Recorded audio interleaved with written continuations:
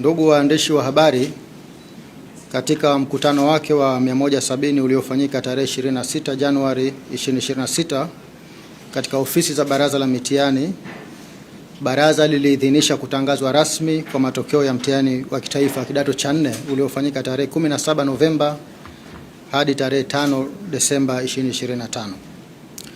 Kuhusu usajili na mahudhurio, jumla ya watahiniwa 595,810 walisajiliwa katika jumla ya vituo 6677, wakiwemo watahiniwa wa shule 569,883 waliosajiliwa katika shule 5864 na watahiniwa kujitegemea 25,927 waliosajiliwa katika vituo 813.